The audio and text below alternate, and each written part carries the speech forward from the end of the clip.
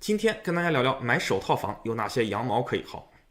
屏幕前的你买首套房前一定要看一下本期视频再下手啊，千万不要做错过1个月的冤种啊！这给我定的罪名就叫好社会主义羊毛。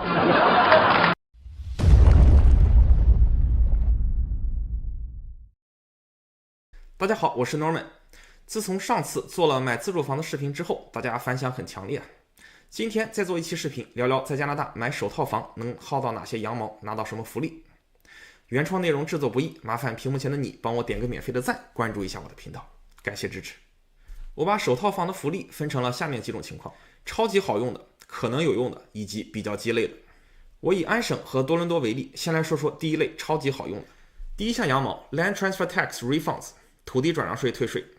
在安省大部分区域买房需要按照阶梯税率累进交最高边际税率 2.5% 的土地转让税。具体算法呢，我把图片放在这里供大家参考。在多伦多买房，在交安省土地转让税的基础之上，需要额外按照阶梯税率累进交最高一个边际税率 7.5% 的土地转让税。具体算法我也放在这里供大家参考。有点复杂，粗略的算，一般来说绝大部分人买的房子200万以内，土地转让税基本上就是省税最多 2%， 多伦多市税 2%， 一共 4%。 全球首次购房并且是18岁以上的加拿大永久居民或者公民可以享受一部分退税，其中安省的部分可以退最多4000，多伦多市的部分可以退最多4475，所以在多伦多买房一共可以退8475。这边要特别说明，工签买房是不能享受退税的，但是首次置业18个月内拿到 PR， 并且在拿到 PR 之后的18个月内申请，也可以把这部分优惠退回来。这个政策买40万的房子和买4000万的房子享受的退税比例是一致的，所以算是变相鼓励大家买小房子。之所以这是最好用的羊毛，是因为买房的时候跟交接律师说一声，就可以直接不用交这一部分钱了，手续和触发条件都比较简单，退税金额比较大，真正的不用白不用啊。第二类可能有用的福利，本质上讲它们是好用的羊毛，但是为什么说它们只是可能有用呢？那是因为这些羊毛需要你的首付是在加拿大通过需要交税的收入积攒下来的才能用上。想要薅这种羊毛，方式不像上面的土地转让税那样可以直接退给你，而是从你需要交给政府的收入税里扣一个折扣，让你实现少交点税的目的，变相把这个福利给到你。如果你买首套房的首付是通过啃老或者中彩票等不用交税的方式获得，那么这几项政策对你来说就没有用了。具体有哪些福利呢？第二项 RSP Home Buyers Plan 可以最多免税取出来6万块。第三项 FHSA 每年可以有8000的额度，最多可以往里面存4万块钱，也是可以免税取出的。第四项 First Time Home Buyers Tax Credit HBTC AKA Home Buyers Amount HBA。 分别来讲一下 Registered Retirement Savings Plan RSP， 它的主要目的是帮助加拿大人储备退休金的特殊账户，在有一定上限的基础之上，大家可以把每年最多 18% 的收入存进 RSP 里，这部分收入可以不交税，全额存进去，取的时候才需要交税。 RSP 每年可以积累额度，但是不一定每年都需要存钱，所以这个账户大家可以先开了，存不存看收入情况决定。存在 RSP 里面的钱投资增值，在取出来之前都是不用交税的，取出来的时候按当年收入的阶梯税率来交税，所以大家可以在收入比较高的年份把一部分还没有交税的收入放进 RSP， 来躲避比较高的阶梯税率。 RSP 这个账户可以帮助高收入群体跨年来平衡税务压力，起到合理避税的作用。虽然这个账户的主要目的是帮助加拿大人民储蓄退休金的，但是其中有最多6万加币是可以免税的，取出来用于买第一套自住房。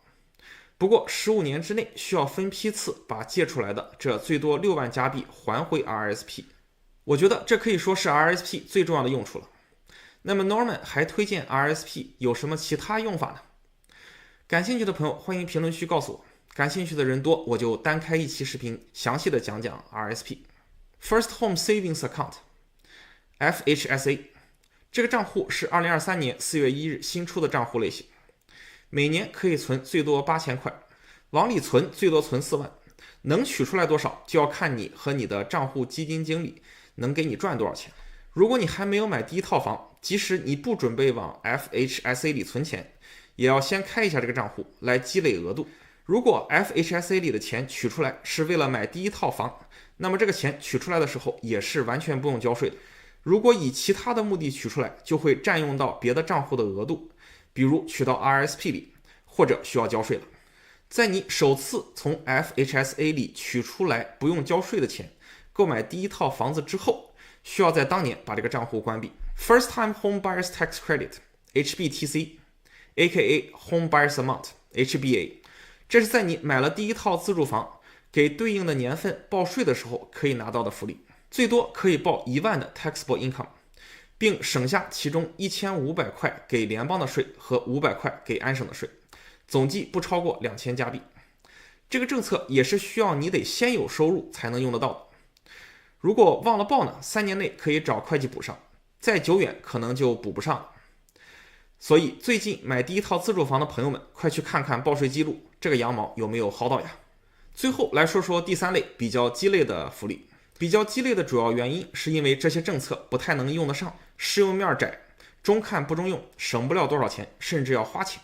这几条福利呢，都跟本频道的常驻嘉宾加拿大住建部 CMHC 相关，我来集中吐槽一下。第4条福利 First Time Home Buyer Incentive， 这条我的视频很久以前就官方吐槽过了。2019年9月出的政策，具体细则是这样的：政府可以替你出资 5% 到 10% 来帮你买房，听起来挺好的嘛。bug 是政府要分享对应比例的房价增长带来的收益，这谁能忍？癞蛤蟆跳脚背，不咬人它恶心人。我就说这个政策超二的，傻子才有。可能真的是由于申请的人数实在是太少了， CMHC 可能也意识到自己很二了，在今年3月21日正式关闭了这个项目。第5项福利 CMHC 首付 5% 到 15% 的 High Ratio Mortgage Insurance。 在加拿大，商业银行和 OSFI 经历了2008年一段时间可以零首付购房的风波之后，出于风险控制的目的，要求普通贷款最少要付 20% 的首付，最多摊销30年。如果你想只付 5% 到15% 的首付买房，商业银行风险不就大了吗？这个时候该怎么办呢？答案是从 CMHC 给商业银行买一份保险，万一你还不起银行贷款了， CMHC 替你还。有点绕啊。这个保险的购买和出资人是买首套房的买家，承保人是 CMHC， 保险受益人是商业银行，这样银行的贷款就变成 risk free 了，银行就愿意只让你付 5% 到15% 的首付买房了。该项政策支持最多买100万的房子，其中0到50万的部分最低 5% 的首付，50到100万的部分最低 10% 的首付，最多摊销25年。同时也是因为商业银行变成零风险了，各大商业银行的 High Ratio Mortgage 的利率一般都是低于 20% 首付的普通 Mortgage 的利率的。这个政策听起来很不错吧？主要的 bug 是什么呢？这个东西有点贵啊。为了省首付，买家需要付 2.8% 到 4% 不等的保险费 Premium。 假设你买100万的房子，要给 CMHC 交差不多37000的保险费，这个钱会加在你的贷款额度里慢慢还清，也就是本来100万的房子借款925000，加完保险费之后，你的贷款就变成96万2了，真肉疼。另一个 bug 是审核条件很苛刻，适用人群很窄，需要是首付少但收入起码得10万以上才能用得上这个政策。这样瘸腿的组合真的是很难找啊。这就好比我右手能跟大力士掰手腕，左手帕金森。我能想到的主要用得上的人群是刚毕业的医学院或者法学院的学生，收入特别高还没有首付。不过从法学院和医学院毕业的人难道不具备啃老的条件吗？为啥要给 CMHC 送钱呢？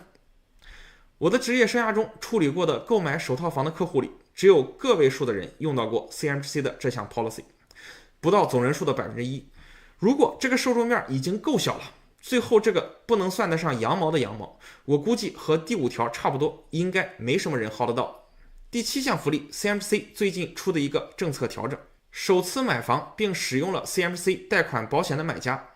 本来楼花和现房都只能做25年的摊销，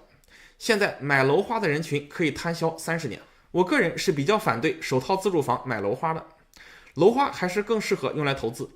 毕竟入住的时间不太稳定，拿来当首套房自住确实不太好用。所以 CMC 贷款买楼花摊销多少年，可能真的影响不到1/1000的加拿大人，可能把现房的摊销改成30年，才真正意义上能帮到更多的一些人。感谢 CMC 常年对本频道的素材赞助，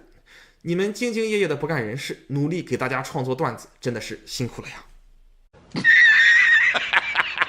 好，这就是本期视频的内容，